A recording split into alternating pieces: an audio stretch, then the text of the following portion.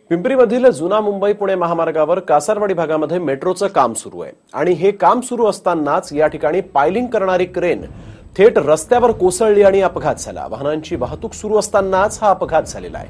सुदैवाने यावेळेस कुठलीही जीवितहानी झालेली नाहीये। हा अपघात झाल्यामुळे वाहनांच्या मात्र या ठिकाणी मोठ्या रांगा या परिसरामध्ये लागल्या होत्या। या मार्गावर मोठ्या प्रमाणात खरं तर वाहतूक सुरू असते आणि त्यामुळे मेट्रोचं काम करताना आता तरी खबरदारी घेणं गरजेचं आहे। हेच या घटनेनं पुन्हा एकदा पाहायला मिळालं। सीसीटीव्हीमध्ये या अपघाताची दृश्य जी आहेत ती कैद झालेली आहेत। मेट्रोचं काम सुरू असतानाच ही अजस्त्र अशी क्रेन जी आहे ती कोसळली आणि त्या ठिकाणी हा अपघात झाला आणि हा अपघात झाल्यानंतर मात्र या ठिकाणची वाहतूक व्यवस्था जी आहे ती मात्र विस्कळीत झाली।